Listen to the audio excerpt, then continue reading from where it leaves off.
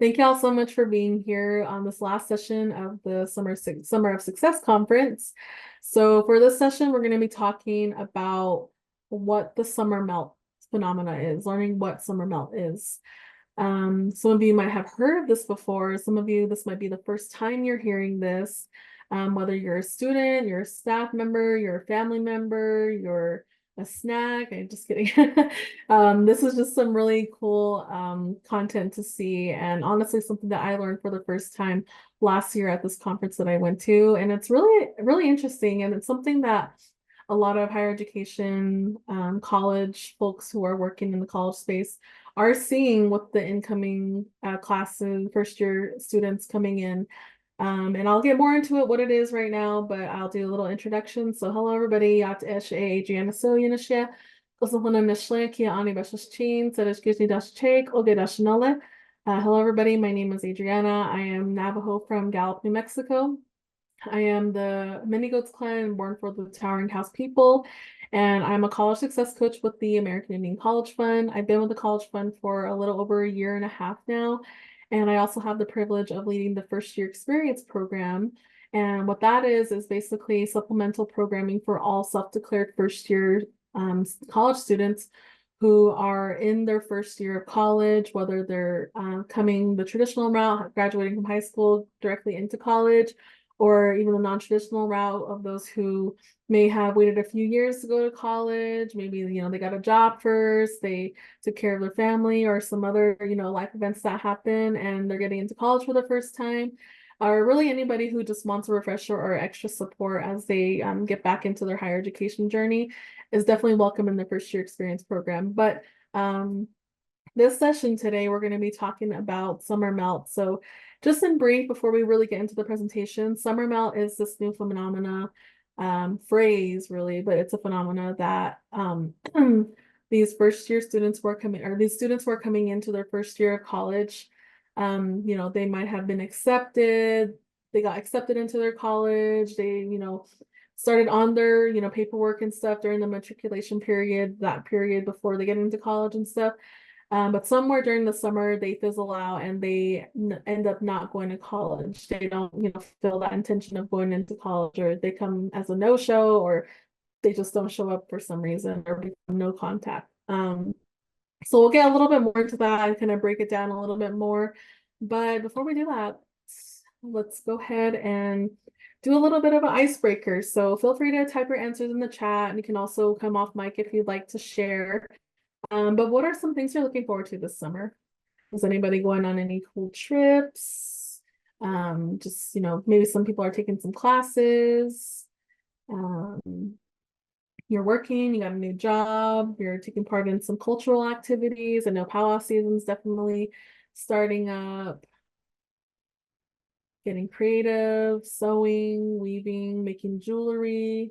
I know I have a lot of travels for work coming up, but I also want to definitely make it out to the lake, go fishing, go kayaking was definitely on my list.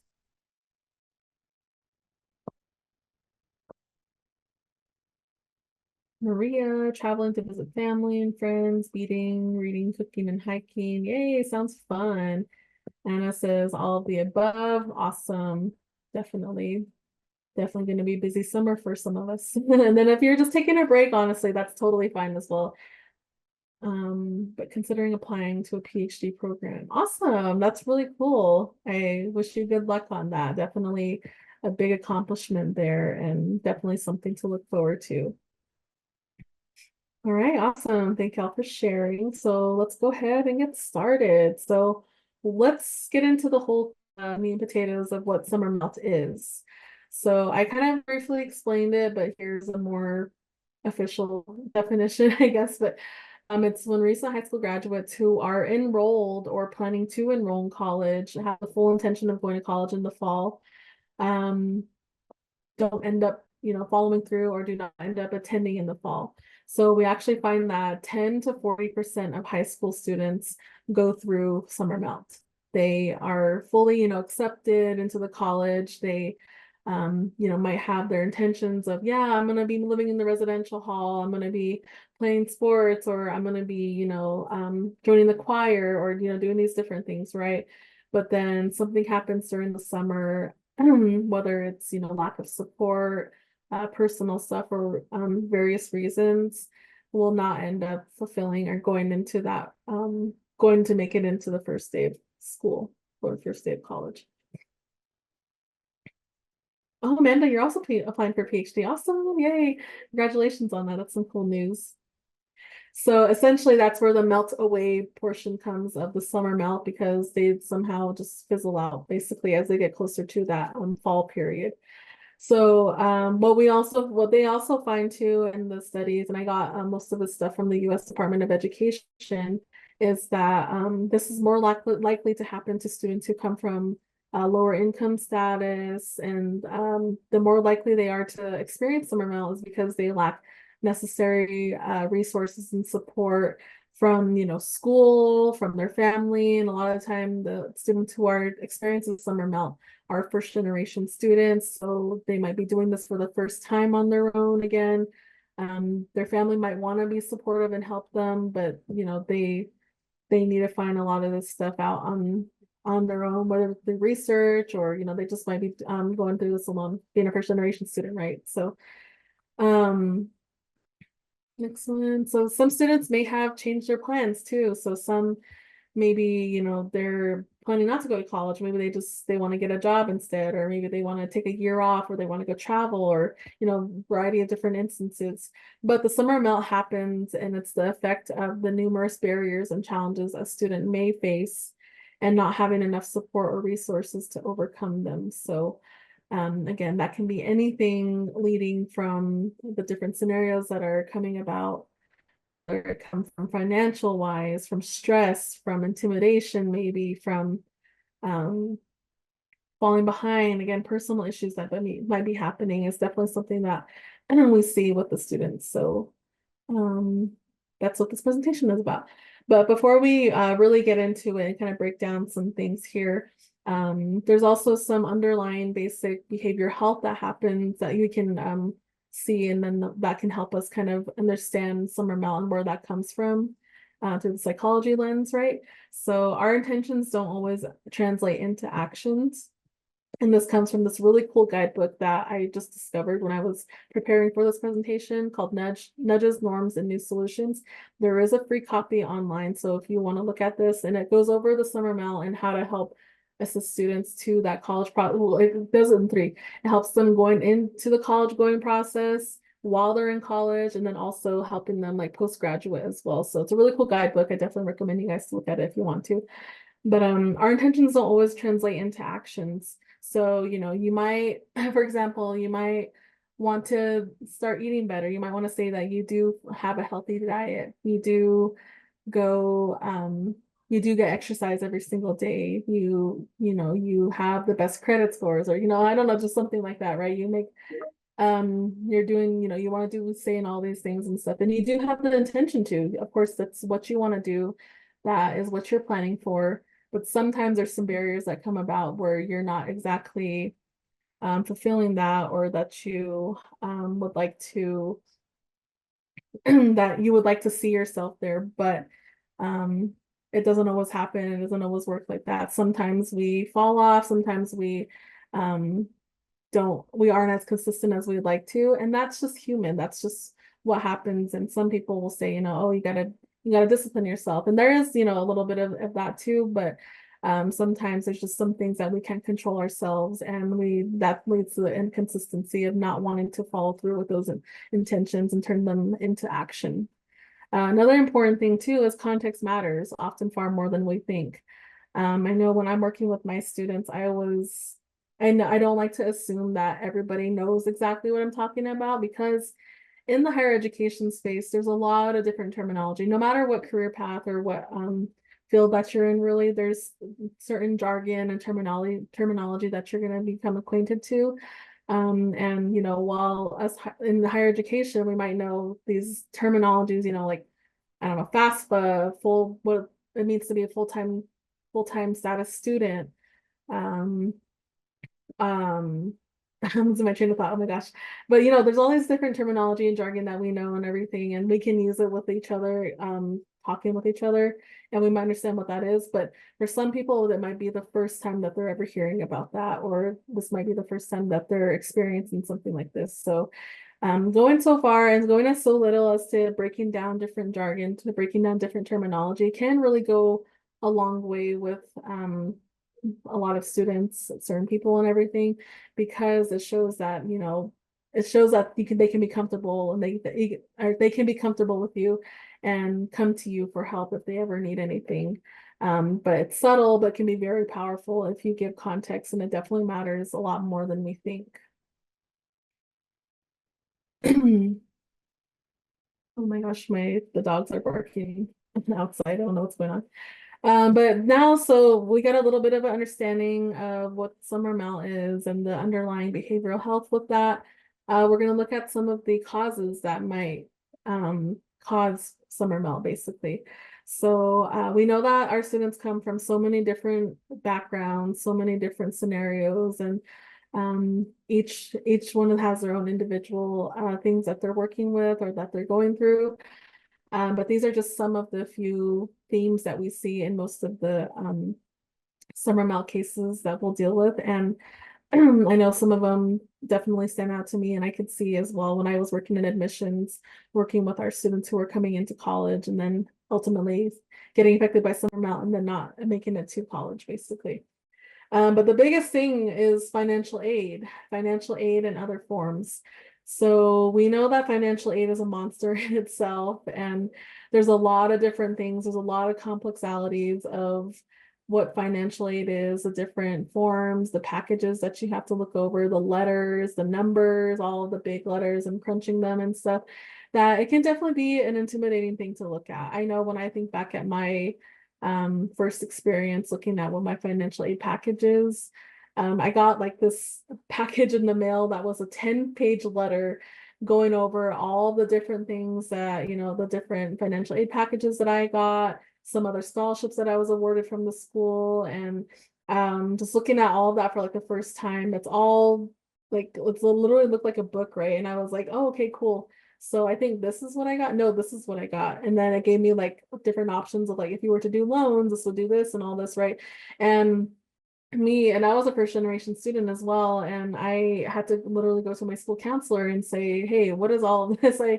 I mean, I don't know where I need to sign, or I don't know where I need to accept this. So asking for help is definitely one of the biggest things that can combat summer melt. But again, financial aid, terminology, the forms, other forms too with housing. Sometimes housing will ask you for medical records and all these different things to put down a deposit and stuff.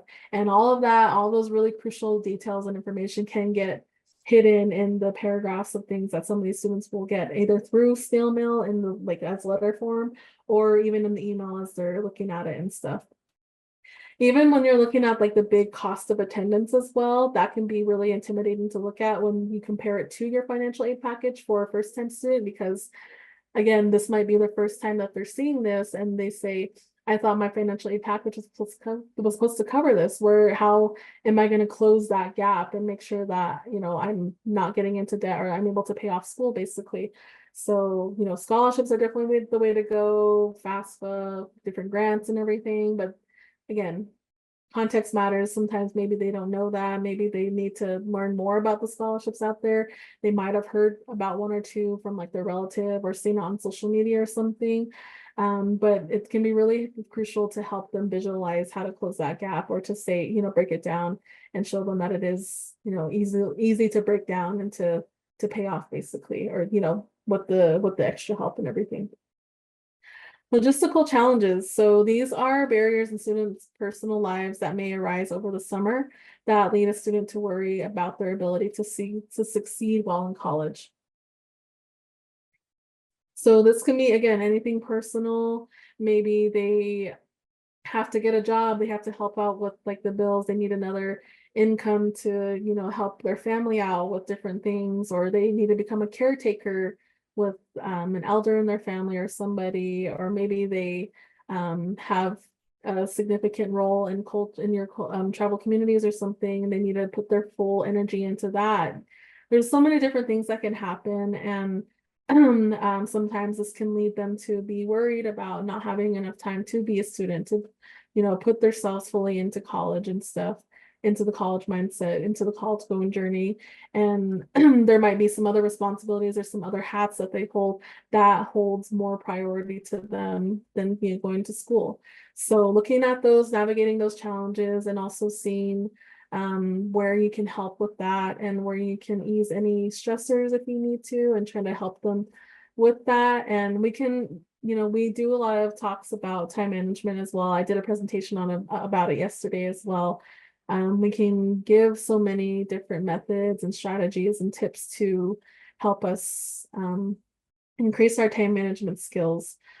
But another underlying issue with that is also time poverty. Time poverty is a new term that's becoming more and more understood. And that's basically just that feeling of feeling like there's not enough time in the day to do these things, to, to take care of your kids, to take care of your elders, or to participate in cultural activities, on top of being a student and on top of having a job that you need to, survive, to pay off things, to pay for things and stuff, right? And it's just that feeling, that guilt of, oh, I could be spending more of my time here. I could be spending more of my time here, but I need to be here. That's what it is. That's what time poverty is. And honestly, and that is where the system comes in, right? We hear a lot of the time the system is not built for some people in different circumstances and these different ones. And students who are affected by student mail are in that group that is affected by that the systems aren't necessarily created for them to succeed, right? So that's where we see a lot of this uncertainty that starts to happen, and then that might be too much for them, and then they fizzle out and then don't end up pursuing that college. And then another one too is missing emails. This seems like a really simple solution to fix, but really it does come down to like one of the biggest issues. And we see that, I see that a lot of the time in my role when I work with my scholarship recipients, but missing emails, looking and making a habit of looking at your student emails, logging into it and being consistent with it, checking it, almost every single day, is a really big thing, is a really big tip that I can give you, because that is going to be the biggest and the primary way that your college is going to communicate with you, to, send out school-wide announcements, to communicate with you individually if they need to get a hold of you or something, right?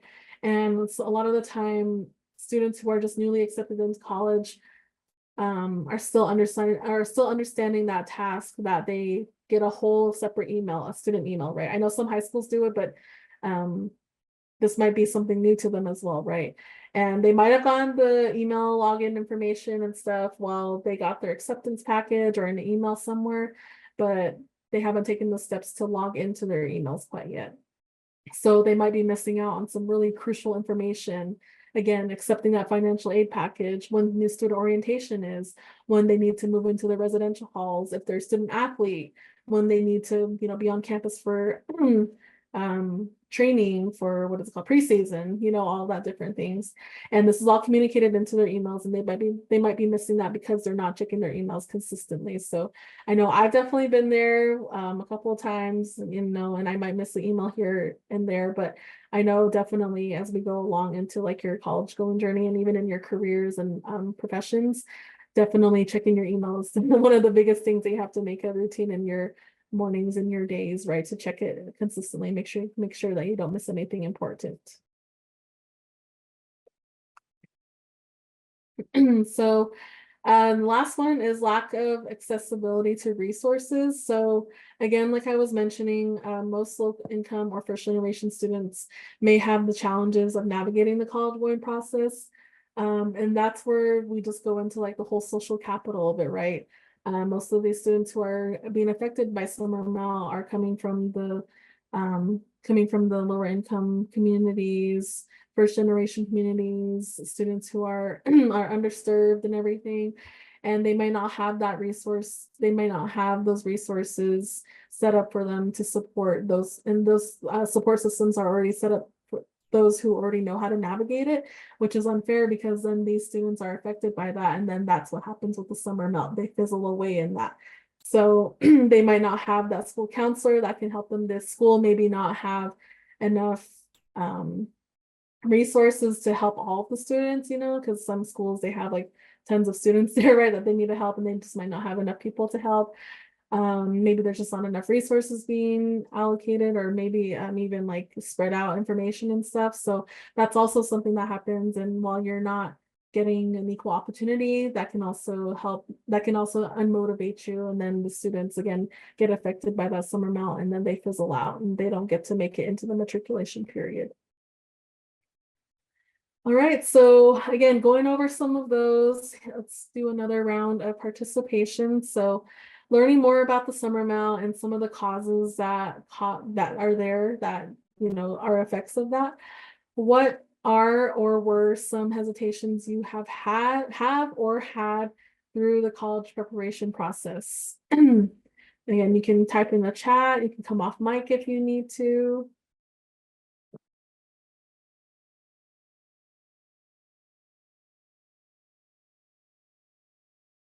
Maybe if there was somebody, maybe your child or a student you're working with or yourself, what were some of the hesitations that you might have had? Transportation and funding resources, definitely. Yeah, transportation is also a really big one. Even like if your school is just in the same community or, close, it's still a means of trying to find transportation there. That's still a really prevalent issue, right? Especially for somebody who might be going like way out of state too. That's also another thing as well.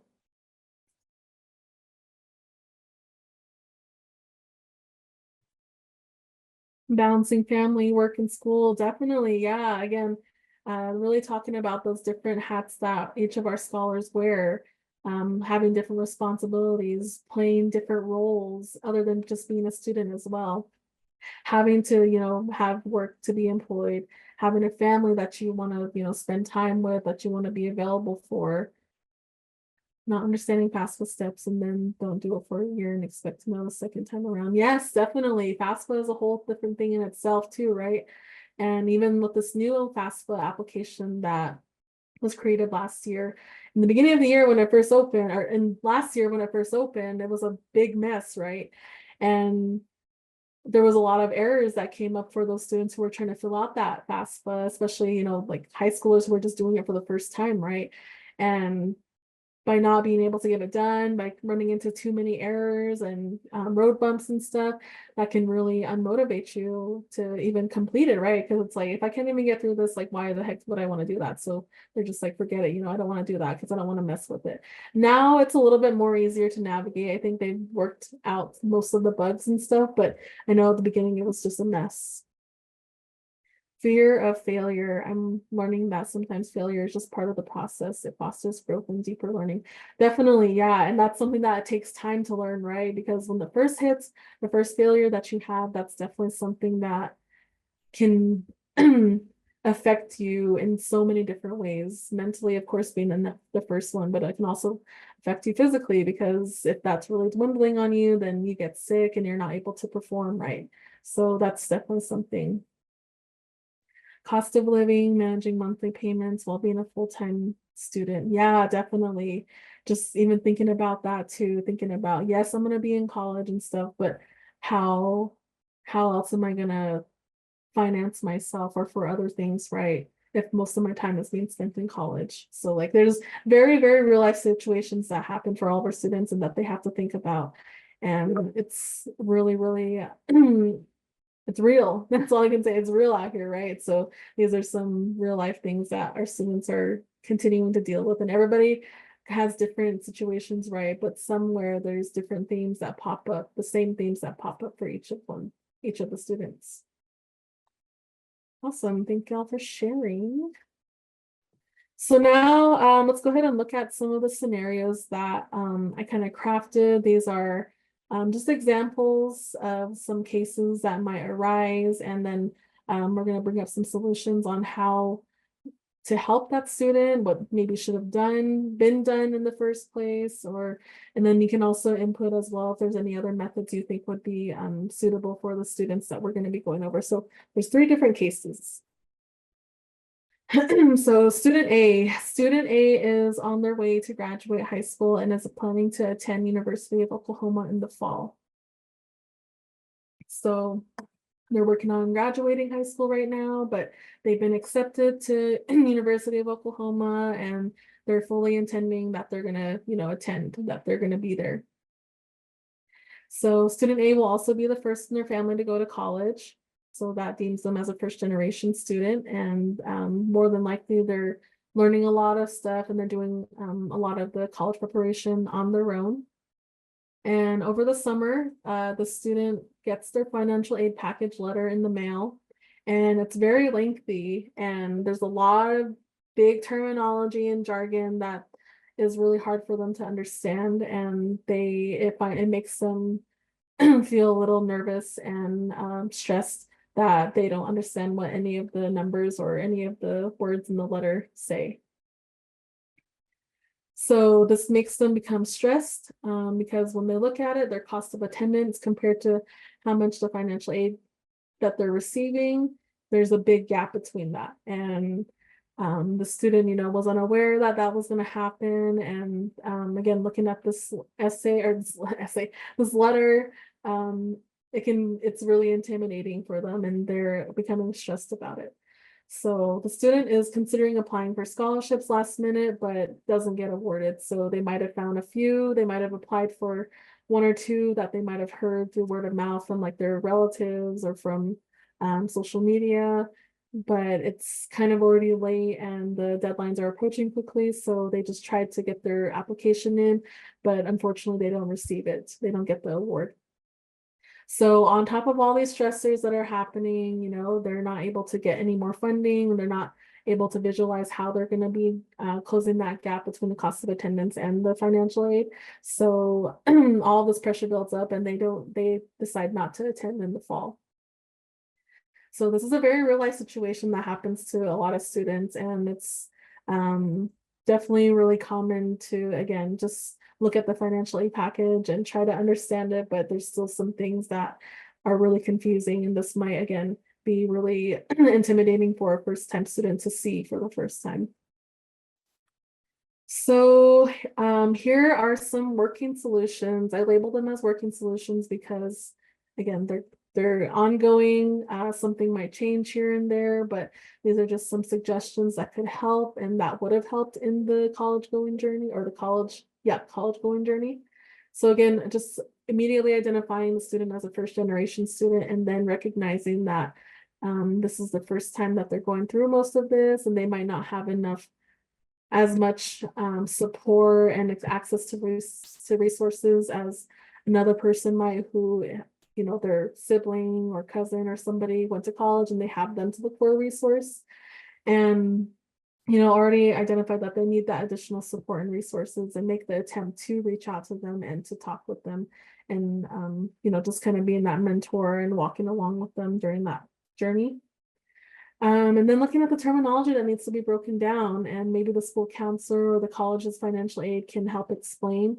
Again, there's also the big sense of taking that initiative to make the first step to ask for help. There's nothing wrong with asking for help. So the student could have gone to go ask the school counselor, or even reached out to the financial aid staff, so that they could have scheduled an appointment with him, or if he's local, he could have gone there. Then they could have met with him face to face and talked about each of the different line items and stuff, and what they mean, and what's going to be paid for, or what they need to pay for. And then also maybe even introduce them to like scholarships that they could apply for, or different grants. And then with that, the school counselor maybe can research a list of scholarships for all their seniors to apply to, and keep track of the submission dates. So that way you're helping, the greater crowd, basically, rather than just focusing on the individual student, because that can help other students as well. But then those who want to take that initiative and start applying for the scholarships have it all in one centralized place, so that they can find the links, and then they can apply for it right then and there. and then seeing the dates as well so that they can say, oh, this is due or this is coming up pretty soon, so I need to, get going on this. And then another one too is explaining the difference between different financial aids. So we know that there's scholarships, there's grants, there's loans, and just really explaining and breaking down these, even so far as like, what do I need to pay back? So scholarship grants, you do not need to pay back.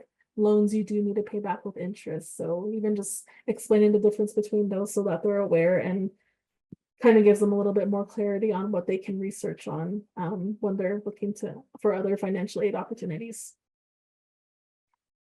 All right, now student B. So student B is on their way to graduate high school as well and is planning to attend Mesa Community College in the fall. So again, they're already accepted. They're starting to get communication from the school, getting, all the emails and stuff.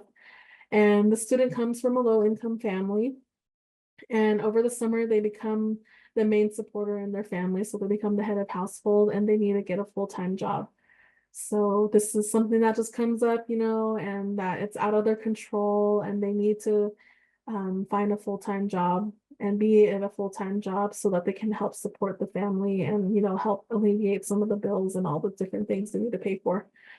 So the student does not think that they'll have time to be a full-time student on top of their busy work schedule. So they were very intended to be a full-time student, focusing on school most of the time.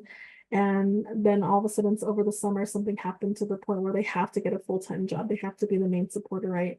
So on top of all this, again, stress happens, anxiety happens, and nervousness comes. So the student decides not to attend in the fall. They don't follow through with the matriculation, and they don't end up going in the fall. So with this student, the working solution could have been was to offer different options and explain and educate of the different options that would have been there other than being a full-time student. I understand that you want to be full-time, I understand that you want to go to college, but maybe since you are, wanting to get the full-time job, well, you need to get a full-time job, that's where you see your responsibilities, that you can maybe go through a part-time status, you can do 1 or 2 classes. And then with that, you can also see if the college offers asynchronous. So a class that doesn't meet at a specific time, they meet online, or it's an online course, but they don't meet at a specific time. You can do your courses, you can watch the recordings and then do the assignments on your own time. Or then even if they have evening classes, that might work better for your schedule. So just breaking this down, showing the different options, so that way that the student doesn't think, oh, I gotta be full-time, so I don't have any time to be taking any classes. That's where the education happens and, providing context happens. So the College of Student Services can help the student find relief funding, grants, or other supports to help them while being a student. So, again, that can take the student to go to the student services or to reach out to them and say, hey, I'm kind of struggling financially. I need to find a job because I'm the only one that has the income. So, and I have to support my family, so is there any other programs that you know of that I can apply for to kind of help alleviate this on me? So then they can maybe refer them to like, food support systems or low income systems or something like that, to just help them alleviate all that stress, to take that bar off of their shoulder just a little bit. And then us, of course, looking at other resources to eliminate any other stressors that may arise while being a college student and again, being the only income in their family. So again, it just really takes that student to reach out for help, but then also for the staff and everybody to be willing to help that student and to educate them and show them the different options so that it's just not, you can't go to college because you have a full-time job. You still you can take a class here or there. We have options that'll help go around your schedule. All right, so student C is on their way to graduate high school as well and is planning to attend the University of Southern California in the fall. So again, they're accepted and they're planning to go. They're coming from a remote community, so this might be somewhere on a reservation that has very spotty internet connection, so they're not able to access different things on the internet. They have to go somewhere else to get better internet service, like at a local cafe or a restaurant or something, or a library. So over the summer, they because of this, they don't end up logging into their student emails or receiving any communications because it's not coming through because of that spotty connections. And they don't log into their student email until about 2 weeks before they're supposed to move into their dorm. So the student thinks that they're all good to go, they don't get any other communications, but then they decide to check their email, and then they have a whole list of action items or things from different offices, departments at the school trying to reach out to them. And again, just seeing that, all the different missed items and stuff, you think, oh my gosh, how did I miss all of this, right? So the student notices that they haven't completed multiple forms that is needed to matriculate, get through and go through the college process, to go making it to that first day of classes in the fall.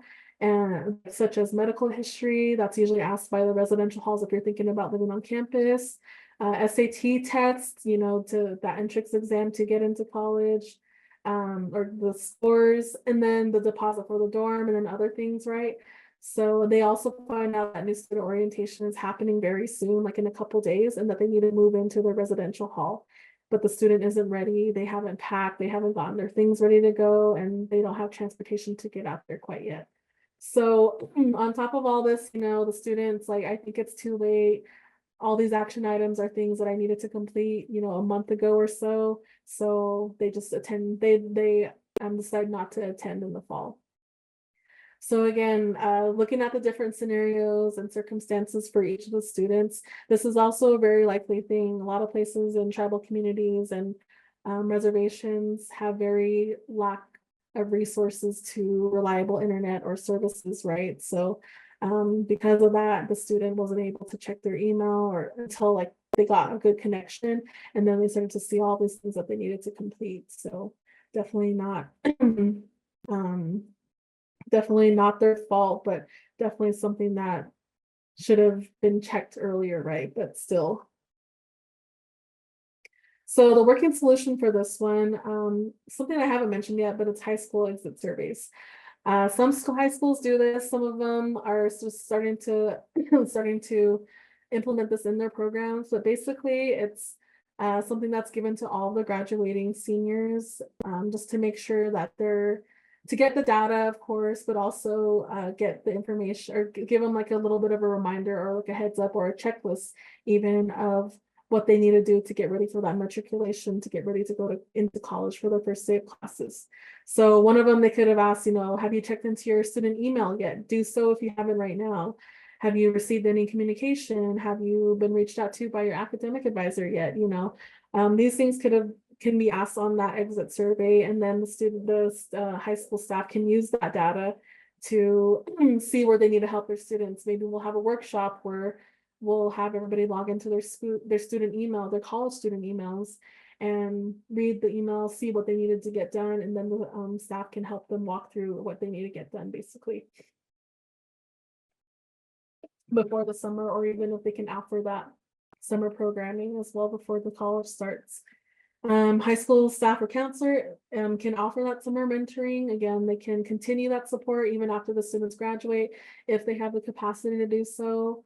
And that's, something that they can show that they still support the students and that they can utilize them if they have questions or needs assistance for specific things or anything during the matriculation period.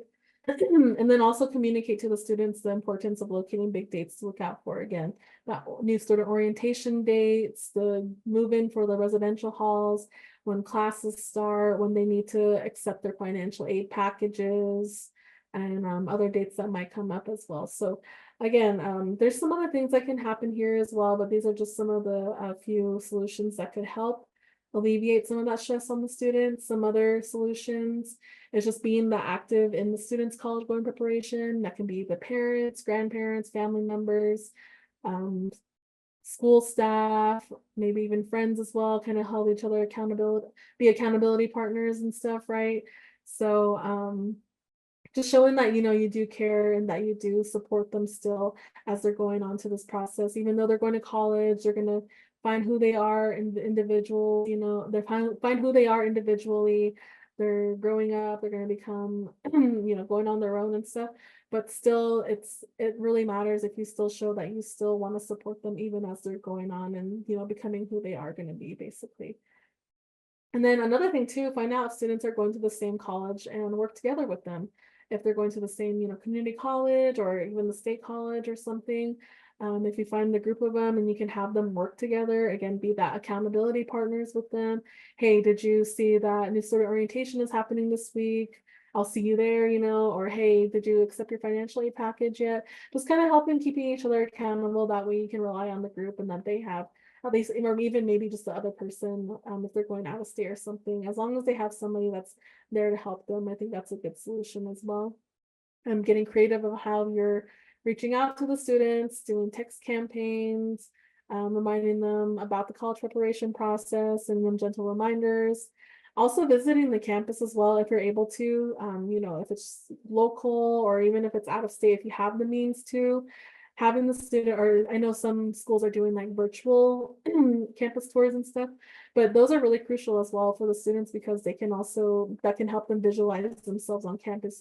This is the residential hall that I could potentially be in. Here's the dining hall, here's the library, here's the engineering building where I'm possibly going to have most of my classes, right? Just to kind of help visualize themselves there.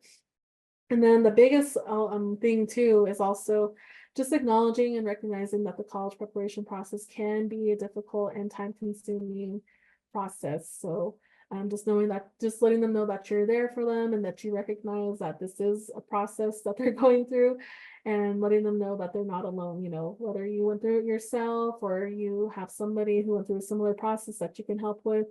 Just letting them know that, hey, I know this seems really intimidating, but I'm here for you if you need help. If you have any questions, even if I don't know how to answer them, I can help you find that resource to help you do that. So definitely really important to have that support system going on with the college, with the students. So here's a little bit of a timeline that I like to look at when I'm working with the students. So it's always important to start early to try to avoid the summer melt, try to plant those seeds early as you can. Usually the college preparation stuff, college research happens in the spring of your junior year. So this is important to start breaking down that terminology and also having realistic conversations with your student, thinking about, where do you want to go? Do you want to stay local? Do you want to go to a 2-year transfer to a university? Are you going to go out of state? How are you going to make, do you have a plan of what you're going to do? Like, how are you going to get out to there, wherever you're going to go? Do you want to, do you have an idea of what you want to study? If you don't, that's fine, just really explaining out those different things and having those realistic conversations with them can help them kind of be realistic with themselves as well and know when they need to ask help. And then when you get into your senior year, the fall of senior year, that's usually when college application season happens. So being open to your students and saying, I'm open for one-on-ones if you need help, if you want me to look over like a letter of recommend or what is it called? Personal statement, I can help you with that. Any essays that you want me to look over, I can help you on that. And then also encouraging the students to apply for FAFSA and letting them know that is another free resource for them, free application for them to fill out. And that is, money they don't have to pay back. It's coming from the government to them, basically, and just explaining all of that stuff with them, just so that they're keeping their options open. And then in the spring of their senior year, that's usually when people say summer melt happens in February. So being proactive and starting right then and there to kind of head it on and to try to avoid that summer melt. So seeking help from school counselors and financial aid staff to go over the financial aid packages. Again, making that initiative to be the first one to step forward and ask for help. Nothing wrong with asking for help, and that's what those individuals are there for. That's what your counselor is there for. That's what the financial aid staff is there for. They're there to help you. So just try to make that first step. And if you need help, reach out to them. They're more than willing to help you. And then also researching and applying for those scholarships, looking at the dates. When do I need to start looking at? When do I need to start working on these? Do I need letters of recommendations? Who can I ask for that? And just really, setting yourself up for what you need to get done and making yourself a schedule and a timeline of what you need to get done. And then even after the student graduates, there still can be support there. Again, like I was saying, if you're able to offer support or mentoring, you can do that. if you can still, send out those texting campaigns. Hey, how's it going? Have you did you find out who your roommate is? Have you sent in all your forms for housing and stuff? Just any of those gentle reminders can really help and can show the students that you do care and that you're still there as a support, and then that you can they can come to you if they ever have any questions for you. And then again, just really and stressing, and I'm going to keep saying this because I really believe it, but encouraging your students to check their emails so that they're not missing those important announcements and reach outs from the school, from their instructors, from departments on campus, just making sure that they're staying on top of that. And incentives always help too. If you want to create a program and you want to say, if you log into your student email and you respond to one email, we'll give you a $50 gift card or something, so incentives always work to help students come and get the ball rolling on this. All right, awesome.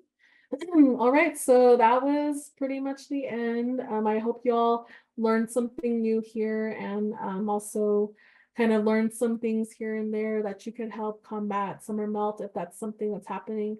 Maybe to you or to a student, your child or a relative or somebody.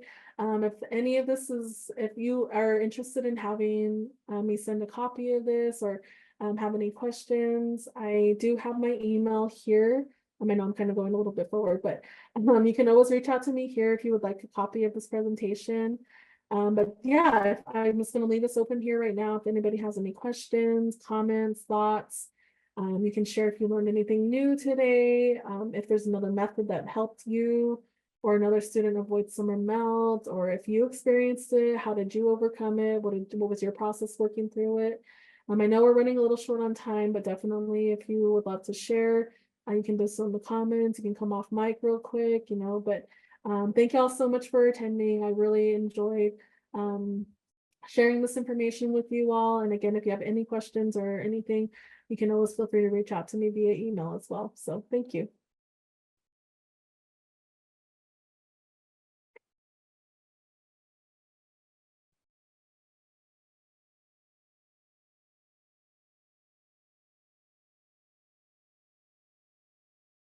I'm just looking over the comment section as well. Love the intercommunications that are happening. That's awesome. Sharing resources.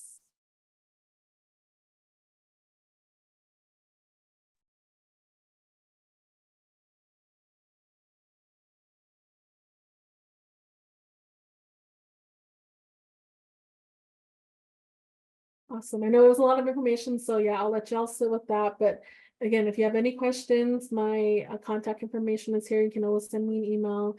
Again, if you're interested in getting a copy of this presentation, I'm more than happy to send it to you, as well as that guidebook too that I mentioned. Definitely, if you want that, I can send you the link too if you can't find it on the interwebs. But yeah, thank you, Adrianna, and I hope you again enjoyed the summer conference. And I think we're at time, so definitely head back over to the main stage and let's end it off on a good note. Thank you, Adrianna. Thank you so much.